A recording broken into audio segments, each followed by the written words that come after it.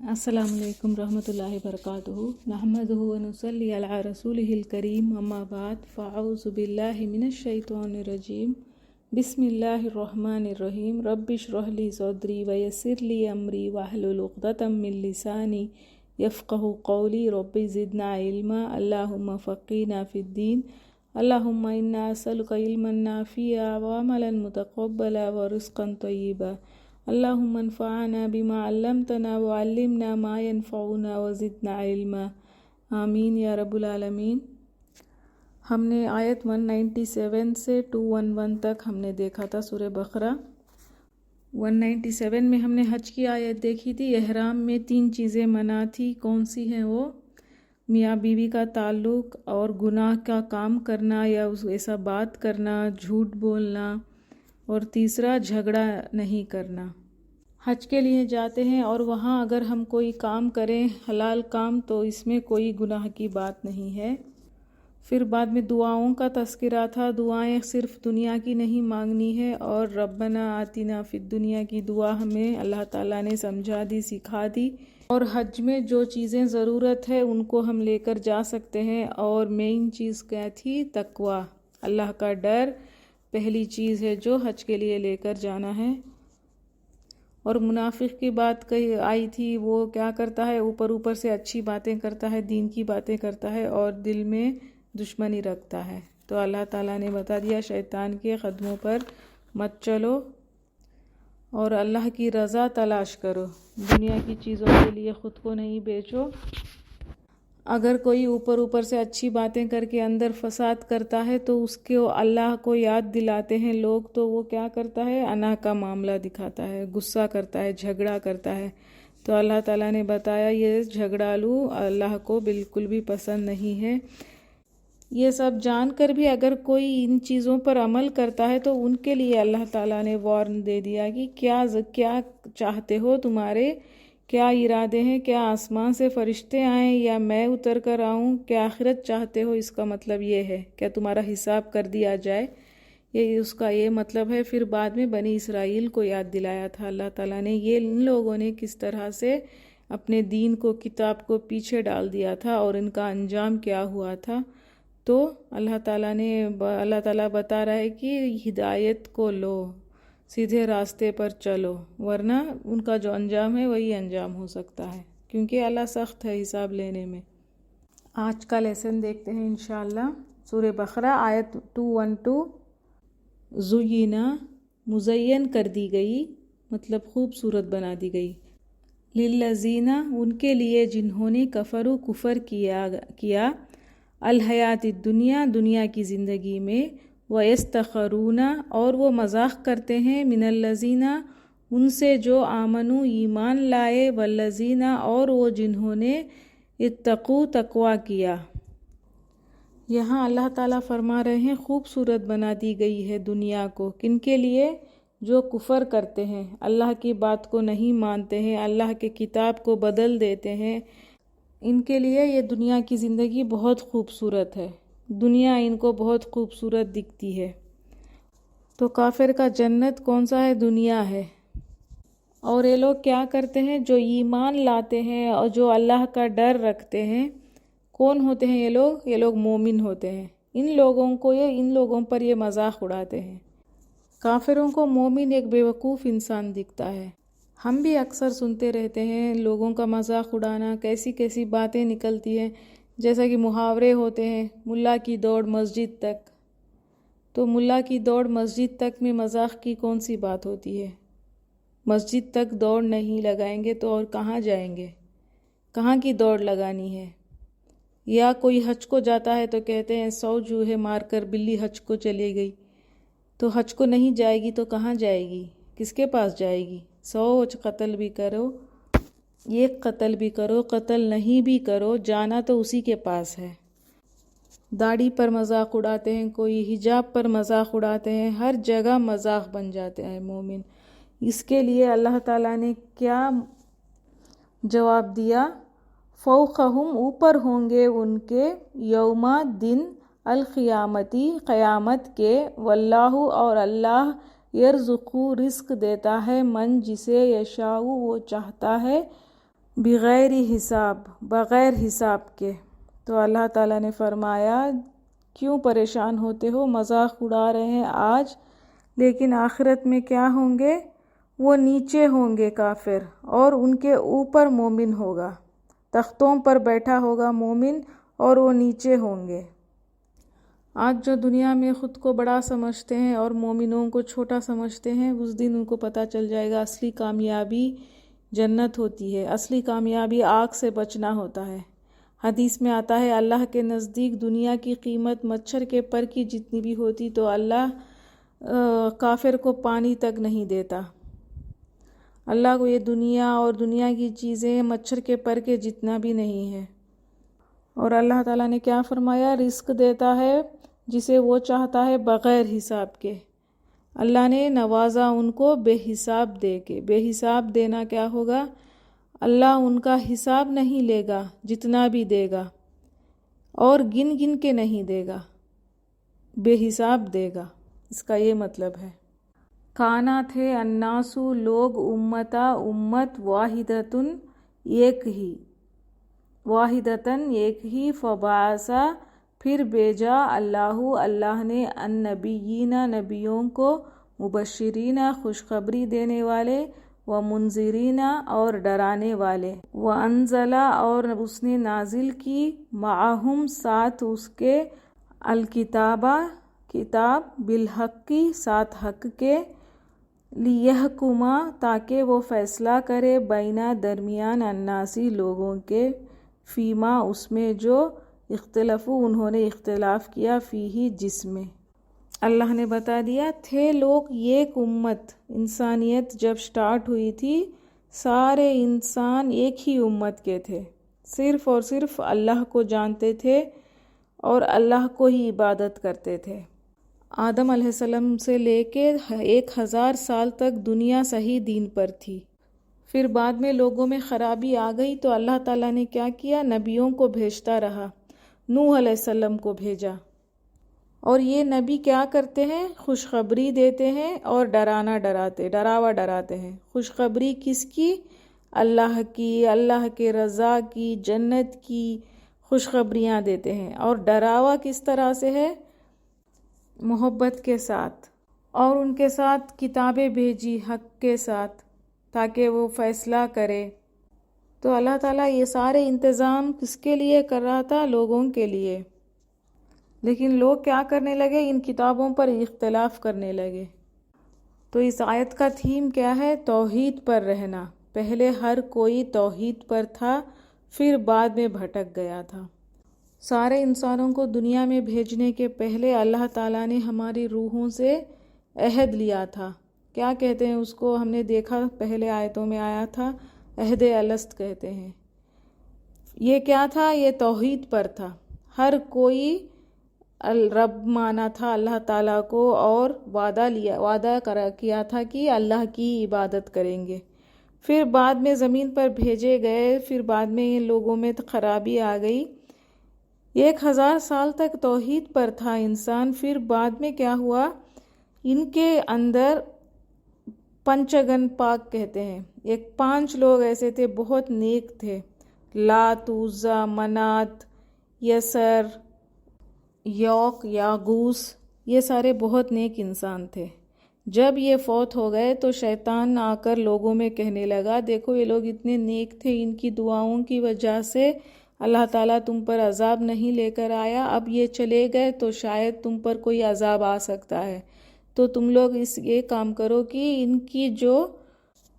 ان کا کوئی ڈرائنگ بناؤ اور اپنے گھروں میں رکھ لو تاکہ تم لوگوں پر کوئی عذاب نہیں آئے۔ تو یہ بات لوگوں کو بہت اچھی لگی، تو یہ لوگ سارے اپنے گھروں میں ان کے ڈرائنگز رکھنے لگے، ایسے ان کے نام، ان کے شکل کے جیسے کوئی ڈرا کر کے رکھنے لگے۔ پھر تھوڑے دن بعد جب یہ جنریشن چلا گیا، پھر بعد میں شیطان پھر سے آیا لوگوں میں اور پھر کہنے لگا دیکھو تمہارے بزرگ سارے رکھتے تھے، ایسے ڈرائنگز رکھتے تھے، یہ تو خراب ہو جاتے ہیں، پھٹ جاتے ہیں، تو تم لوگ ایسا کرو ان کے بت بنا لو، بت بنا کے اپنے گھروں میں رکھ لو، تو یہ خراب نہیں ہوں گے اور تم پر کوئی عذاب نہیں آئے گا۔ اب پہلے بزرگوں کی ان کی وہ چیزیں ان کو پتہ نہیں تھی، جیسے شیطان نے کہا ان کو یہ چیزیں بہت اچھی لگی تو وہ لوگ پھر گھر میں رکھنے لگے۔ پھر بعد میں یہ بھی ختم ہوا، پھر لوگوں میں پھر شیطان آیا، پھر ان کو کہنے لگا کہ دیکھو تمہارے گھروں میں تمہارے بزرگوں نے یہ کس لیے رکھا ہے، کیونکہ یہ عبادت کے لیے رکھا ہے، ان کی عبادت کیا کرو، ان سے سجدے کرو، اس کے سجدے کرو، ان کے وسیلے سے اللہ تعالیٰ تم پر عذاب نہیں لے کر آئے گا۔ اس طرح سے آئیڈل ورشپ سٹارٹ ہوئی تھی، بت پرستی۔ اس طرح سے دین میں خرابی آتی گئی، نئی چیزیں وہ لے کر آنے لگے۔ آج مسلمانوں میں بھی بہت ساری چیزیں نئی آ گئی ہیں، نئے رواج، نئی رسمیں، یہ ساری کہاں سے آئی تھی؟ یہ جو اکبر بادشاہ تھا اس نے دین الہی نکالا تھا، اس میں باقاعدہ اکبر کو سجدے کرتے تھے لوگ، اس کو خدا مانتے تھے، اور وہ اتنی نئی چیزیں اس میں لے کر آ گیا تھا اور یہ لوگوں کو بہت اچھی لگی تھی۔ ہماری شادیاں، ہمارے یہ جو ساری چیزیں سب میں ملاوٹ آ گئی، سنتیں پیچھے ہو گئیں۔ ان ساری چیزوں سے نقصان کیا ہوتا ہے؟ لوگ اختلاف کرتے ہیں کتاب کی۔ یہ کتاب آئی تھی فیصلے کرنے کے لیے، ہمیں کیسے رہنا ہے، کیا کھانا ہے، کیا پینا ہے، لوگوں کے ساتھ کیسے رویے رکھنے ہیں، یہ ساری چیزوں کے لیے، فیصلوں کے لیے ہم قرآن کو دیکھیں گے۔ لیکن جب یہ اختلاف آ گیا تو اللہ مگر الذین، انہوں نے جو اوتوہ دیے گئے تھے، من بعدی، بعد اس کے، ماں جو جاءتہم آ گئی ان کے پاس، البینات واضح نشانیاں، بغین بوجہ ضد کے، بینہم آپس میں، فہدا تو ہدایت دی اللہ نے، الذین انہیں جو آمنو ایمان لائے، لما اس کی جو اختلفو اختلاف کیا انہوں نے، فیہ اس میں، من الحق حق میں سے، بِإِذْنِہِ اپنے حکم سے، واللہ اور اللہ، یہدی ہدایت دیتا ہے، من جسے یشاء وہ چاہتا ہے، الی طرف، صراط المستقیم راستے کے سیدھے۔ یہ اختلاف انسانوں میں کس لیے آئی تھی؟ ضد کی وجہ سے آئی تھی، ضد اور اناہ کی وجہ سے۔ پہلے اللہ تعالیٰ نے یہودی کو کہا تھا کہ جمعہ کا دن افضل ہے، تو ان لوگوں نے جمعہ کے دن کو نکال کے ہفتے کے دن کو رکھ لیا تھا۔ پھر اللہ تعالیٰ نے کرسچینز کو جمعہ رکھا، لیکن ان لوگوں نے کیا کیا؟ جمعہ کو نہیں مانا، ہفتے کو یہودی ہیں اس لیے ہم ہفتے کو بھی نہیں لیں گے، اور انہوں نے سنڈے بنا لیا اپنا دن۔ اور جب ہمارے نبی صلی اللہ علیہ وسلم کا اسلام آیا تو جب اللہ تعالیٰ نے جمعہ دیا ان کو تو انہوں نے اس کو لے لیا، اس لیے ہمارے نبی اور ہمارے صحابہ افضل ہیں۔ ضد کیا ہے؟ ہم نہیں مانیں گے۔ اور لوگ کیوں اختلاف کرتے تھے؟ کیونکہ یہ دوسرے لوگوں کو اٹریکٹ کرنا چاہتے تھے، ان کے پسندیدہ باتیں کر کے لوگوں کو فیبریکیٹ کرتے تھے۔ ایسے لوگوں میں سے اللہ تعالیٰ نے ایمان والوں کو ہدایت دی۔ اللہ اس کو راستہ دکھاتا ہے جو راستے کے لیے طلب کرتا ہے۔ اللہ جس کو چاہتا ہے اس کو ہدایت دیتا ہے۔ اس کا کیا مطلب ہے؟ جو انسان چاہتا ہے ہدایت پائے اس کو ہدایت اللہ تعالیٰ دیتے ہیں۔ جو ان سب اختلافوں سے نکلتا ہے، باہر آنا چاہتا ہے، سیدھے راستے کے لیے کا طلب کرتا ہے، اللہ تعالیٰ اس کو رہنمائی کرتا ہے، راستہ دکھاتا ہے۔ اور سب کچھ اللہ جو بھی نشانیاں دیا کتاب میں، یہ سارے بہت ہی واضح ہیں، کلیئر ہیں، ان میں کوئی کنفیوژن نہیں ہے۔ ہمیں ہدایت لینے کی کوشش کرنی چاہیے اور ہمارے اندر یہ طلب ہونی چاہیے کہ اللہ تعالیٰ ہمیں ہدایت عطا کرے۔ کیا حسب تم خیال کیا تم نے، ان کے تدخلوا تم داخل ہو جاؤ گے، الجنت جنت میں، ولما حالانکہ نہیں، یاتیکم آئے تمہارے پاس، مثل مثال، الذین ان کی جو خلقا گزر چکے۔ اللہ تعالیٰ فرما رہے ہیں کیا تم سمجھتے ہو ایسے ہی جنت مل جائے گی؟ یہ اللہ تعالیٰ مسلمانوں کو پوچھ رہے ہیں جو اسلام لا چکے ہیں، کلمہ پڑھتے ہیں، کیا تمہیں ایسے ہی جنت مل جائے گی؟ تم سے پہلے جو مسلمان ہیں ان پر جو گزر چکی ہے وہ تم پر نہیں گزری۔ حضرت بلال، حضرت سمیہ جو تھیں ان کو کس طرح سے شہید کر دیا گیا، اور حضرت بلال کو کتنی مصیبتیں اٹھانی پڑی تھی۔ الذین، ان کی جو خلو گزر چکا، من قبلکم، تم سے پہلے، مستہم، پہنچی انہیں، الباساء، سختیاں، والضراء، اور مصیبتیں، وزلزلوا، اور وہ ہلا دیے گئے، حتیٰ یہاں تک کہ یقولوا، کہنے لگے، الرسول، رسول سے، والذین، اور وہ جو آمنوا، ایمان لائے، معہ، ساتھ اس کے، متی، کب آئے گی، نصر، مدد، اللہ کی، الا، خبردار، انا، بے شک، نصر، مدد، اللہ کی، قریب، قریب ہے۔ تو صحابہ کرام نے آپ صلی اللہ علیہ وسلم سے ایک سوال پوچھا تھا، کیا تھا کہ کب آئے گی اللہ کی مدد، کیونکہ اتنی سختیاں، اتنی مشکلیں وہ جھیل رہے تھے، بھوک تھی، غریبی، زخم، ہر وقت سٹریس رہتا تھا، جان کا خطرہ ہوتا تھا، عبادتیں نہیں کر پاتے تھے، اور اپنوں سے دور ہو چکے تھے۔ تو اس آیت میں کیا آیا، وہ ہلا مارے گئے، وہ ہل گئے، رسول اور ساتھ کے لوگ، سب لوگ پکار اٹھے کہ اللہ کی مدد کب آئے گی۔ تو انبیاء کا صبر بہت زیادہ ہوتا ہے، ایمان والا بھی کیسا ہوتا ہے، بہت صبر والا ہوتا ہے۔ تو ہمیں یہ سوچنا ہے کہ ایسی کیا مصیبتیں تھیں ان پر کہ یہ لوگ اس طرح سے پکار اٹھے۔ خباب بن ارات ایک صحابی تھے، وہ ایک عورت کے پاس لوہے کا کام کرتے تھے، غلام تھے، اور وہ عورت ان کو اتنا ستاتی تھی، پورے پیٹھ پر لوہے سے داغ ڈال دیتی تھی، اور وہ جل جل کے گوشت ان کا جھڑ کے پوری ہڈیاں دکھتی تھی ان کی۔ تو جب آپ صلی اللہ علیہ وسلم فوت ہو چکے تھے، پھر بعد میں ایک دن عمر رضی اللہ عنہ نے ان سے پوچھا تھا کہ تمہیں کس طرح سے وہ ستاتی تھی، تو وہ اپنا پیٹھ دکھائے تھے، تو پورے پیٹھ پر داغ تھے، لوگوں کو زمین میں گاڑ دیا جاتا تھا، پھر آریاں چلا کے 2 ٹکڑے کر دیتے تھے باڈی کو، لیکن وہ لوگ توحید پر ہی ہوتے تھے، توحید کو نہیں چھوڑا ان لوگوں نے۔ کسی کو لوہے کی کنگھی سے پورا گوشت نوچ لیتے تھے، لیکن وہ لوگ اللہ کے دین سے نہیں ہٹے، وہ ٹس سے مس نہیں ہوتے تھے، چٹانیں شاید ہل جائیں لیکن وہ لوگ نہیں ہلتے تھے۔ جنگ عذاب میں 10,000 دشمن آ گئے تھے، ہمارے مسلمانوں کو اتنا خوف کا عالم تھا، ہمارے اندر دل حلق میں آ گئے تھے مسلمانوں کے، اور منافق اللہ کے بارے میں، رسول کے بارے میں طرح طرح کی باتیں کرنا شروع ہو گئے تھے۔ یہ سب دیکھ کے مسلمان اور مضبوط ہو گئے۔ تو اللہ کا وعدہ ہے، اللہ کی مدد آئے گی، اسی لیے اللہ تعالیٰ نے اس آیت میں پہلے ہی فرمایا تھا کہ جنت کیا لگتا ہے تم لوگوں کو آسانی سے مل جائے گی؟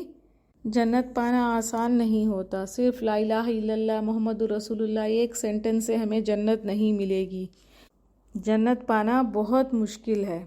حالات کیسے بھی ہوں، ان حالتوں سے ہمیں نکلنا ہے، باہر آنا ہے، لیکن ایمان کے ساتھ، تب اللہ کی مدد آئے گی، اللہ کی مدد قریب ہوگی۔ آزمائشیں تو آئیں گی، اس سے کیا عمل پتہ چلتا ہے، کتنی بھی مشکلیں ہیں، مصیبتیں ہیں، یا چھوٹی چھوٹی مصیبتیں ہیں یا بڑی ہوں، ہمیں ہر حال میں ایمان کے ساتھ رہنا ہے، اور یہ یقین رکھنا ہے کہ اللہ کا وعدہ ہے، اللہ کی مدد آئے گی۔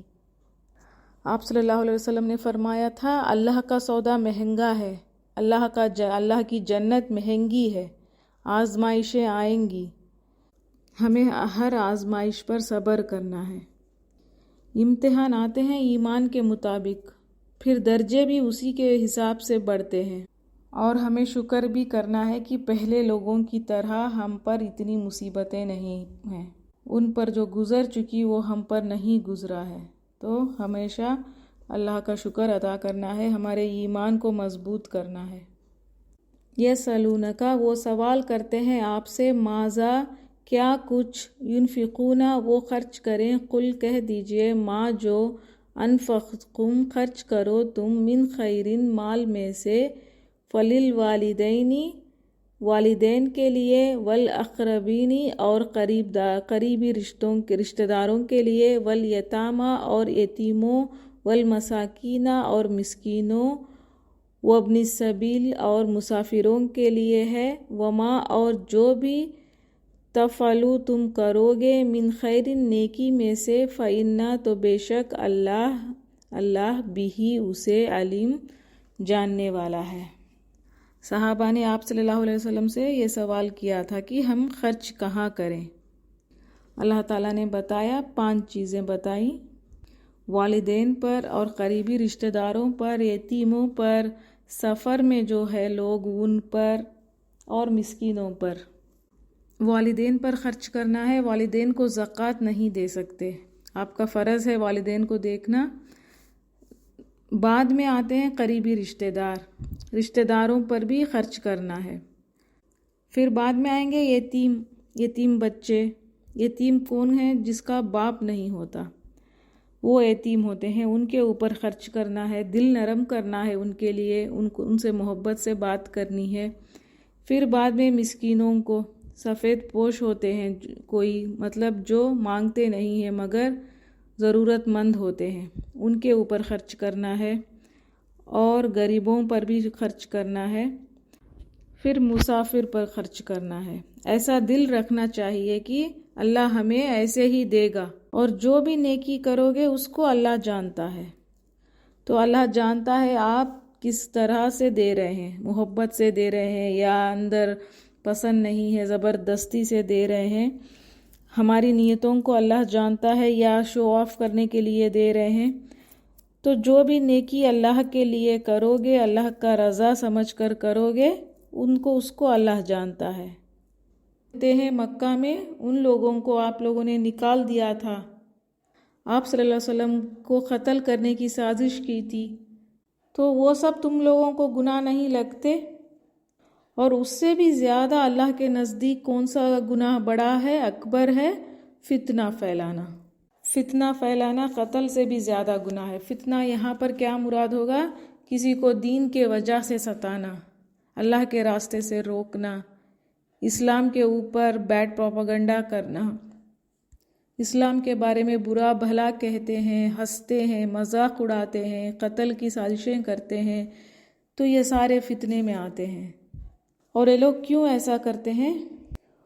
وَلَا يَزَالُونَ اور وہ ہمیشہ رہیں گے، يُقَاتِلُونَكُمْ جنگ کرتے تم سے، حتیٰ یہاں تک کہ يَرُدُّوكُمْ وہ پھیر دیں تمہیں، عن دینکم تمہارے دین سے۔ تو یہ لوگ ایسے ہی جھگڑے کرتے رہیں گے، دشمنی کرتے رہیں گے، کیوں؟ جب تک کہ تم ان کے دین پر نہ چلے جاؤ، اپنے دین کو نہ چھوڑ دو۔ اگر استطاعوا وہ استطاعت رکھتے، ومن اور جو کوئی یرتدد پھر جائے، منکم تم میں سے، عن دینہ اپنے دین سے، فیموت پھر وہ مر جائے، وہوا اس حال کی وہ کافر ہو، فاولئک تو یہی لوگ ہیں، حبطت ضائع ہو گئے، اعمالہم ان کے اعمال، فی الدنیا دنیا میں، والآخرتی اور آخرت میں، فاولئک اور یہی لوگ ہیں، اصحاب ساتھی آگ کے، النار آگ کے، ہم وہ فیہا اس میں، خالدین ہمیشہ رہیں گے۔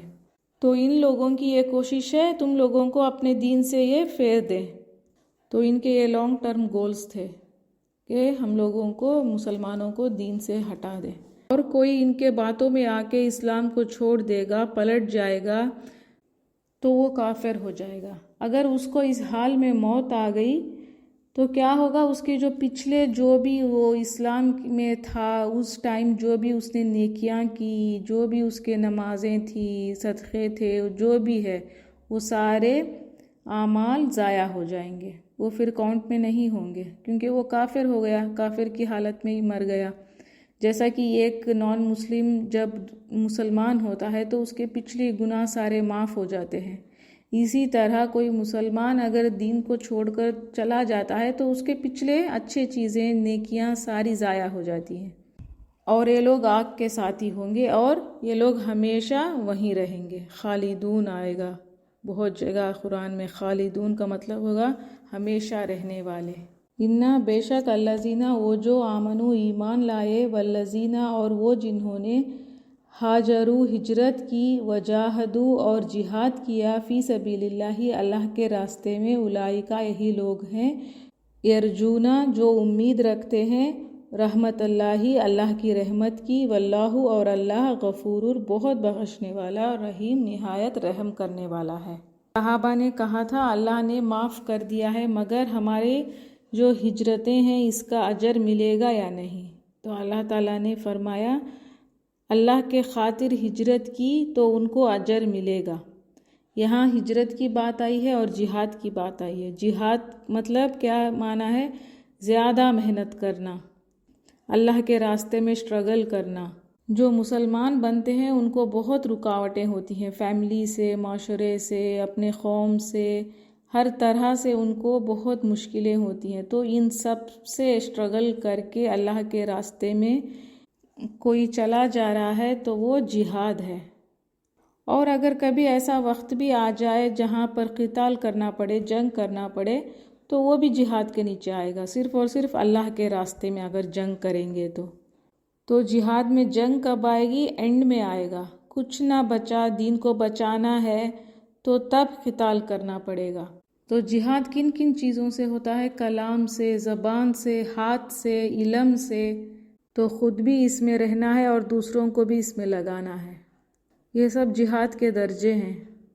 اور ہجرت کا کیا معنی ہے؟ رک جانا، ہٹ جانا، اپنی برائیوں کو چھوڑنا، اپنے گناہوں کو چھوڑنا، سب ہجرت میں آتے ہیں۔ اللہ نے جس سے رکنے کو کہا اس سے رک جانا ہجرت ہے۔ دشمن سے لڑنا چھوٹا ہجرت ہوتا ہے، نفس سے لڑنا بہت بڑا ہجرت ہوتا ہے۔ اگر ایسے لوگوں سے کوئی غلطی ہوگی تو اللہ تعالیٰ بہت بخشنے والا ہے اور نہایت رحم کرنے والا ہے، اللہ ان کو معاف کر دے گا، امید ہے کہ وہ معاف کر دیے جائیں گے۔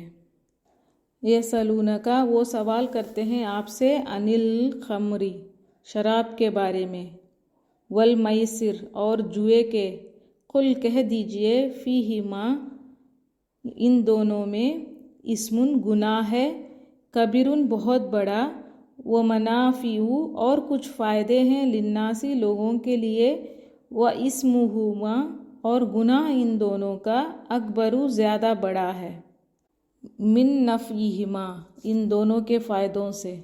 یہ سوال صحابہ نے پوچھا تھا آپ صلی اللہ علیہ وسلم سے۔ یہ آیت کس کے بارے میں ہے؟ شراب اور جوئے کے بارے میں ہے۔ عرب جب شراب اور جوا کے بہت عادی تھے۔ خمر کا کیا مطلب ہوگا؟ ہر وہ چیز جو عقل کو ڈھانپ دیتی ہے۔ تو شراب پینے کے بعد کوئی عقل نہیں رکھتا، انسان کا کنٹرول نہیں ہوتا اپنے عقل پر، اس لیے ہر نشہ اور چیز حرام ہے۔ اور میسر کہتے ہیں جوئے کو، جوا ہے، لاٹری اور بیٹنگ ہوتی ہے، جو بھی آسانی سے چیز ہمیں آ جاتی ہے بنا محنت کے، زیادہ انکم آ جاتا ہے تو اس کو میسر کہتے ہیں، یہ بھی حرام ہے اسلام میں۔ یہ شروع کے حکم تھے، ابھی تک حرام نہیں کیا گیا تھا شراب کو، لیکن اس آیت میں کہہ دیا یہ بہت بڑا گناہ ہے، ایک دم سے منع نہیں کیا۔ اس میں گناہ ہے لیکن اس میں فائدے بھی ہیں، نفع بھی ہے، آپ لوگ سمجھتے ہیں اس میں فائدے ہیں، لیکن اس میں گناہ بہت زیادہ ہے۔ پھر بعد میں سورہ نساء میں نماز کے قریب نہیں جانے کا حکم آیا تھا۔ پہلے حکم سے ہی بہت سارے لوگ باز آ گئے تھے، شراب کو چھوڑ دیا تھا، پھر دوسرا حکم آیا تو تھوڑے لوگ چھوڑ دیے تھے، جب تیسرا حکم آ گیا کہ یہ بہت گندگی ہے، بچو اس سے، یہ شیطان کا کام ہے، یہ رکاوٹ کرتا ہے اللہ کے عبادتوں سے، تو سارے مسلمان اس کو چھوڑ دیے تھے۔ تو کہا گیا اس سے بچو، یہ حرام ہو گیا۔ کون سی چیزیں حرام تھی؟ نماز سے دور کرنے کی ساری چیزیں، ذکر سے دور کرنے کی چیزیں حرام ہیں، اور عداوت بغض رکھنا حرام ہے، بتوں کو چڑھاوے چڑھانا، بتوں پر فال نکالنا، یہ سارے حرام ہیں۔ تو ایسے لوگوں کا صدقے بھی قبول نہیں ہوں گے، صدقہ بھی حلال نہیں ہوگا۔ حدیث میں آتا ہے 40 نمازیں قبول نہیں ہوں گی شراب پینے والے کی، ان کو جہنم میں خون اور پیپ پلایا جائے گا، اور اس میں پینے والا ہی نہیں، پلانے والا، بیچنے والا سب آ جاتے ہیں۔ وَيَسْأَلُونَكَ، اور وہ سوال کرتے ہیں آپ سے، ماذا، کیا کچھ، ينفقون، وہ خرچ کریں، قل، کہہ دیجئے، العفو، ضرورت سے زیادہ، کذالک، اسی طرح، یبین، واضح کرتا ہے اللہ لکم، تمہارے لیے، آیاتی، آیات، لعلکم، تاکہ تم تتفکرون، تم غور و فکر کرو۔ تو پھر ان لوگوں نے پوچھا کہ یا رسول اللہ ہم کیا خرچ کریں؟ تو کہا ضرورت سے زیادہ ہے اس کے اندر سے خرچ کر سکتے ہیں، اللہ کے راستے میں لگاؤ گے تو وہ 700 بار بڑھا کر دے گا تمہیں، 700 ٹائمز زیادہ ہوگا۔ اللہ تعالیٰ نے فرمایا اس چیز کو غور و فکر کرو، تم کتنا خرچ کرو گے اور تمہیں واپس کتنا زیادہ ملے گا، پھر اللہ تم لوگوں کو کتنا دے گا، آخرت میں اس کا فائدہ بہت بڑا ہوگا۔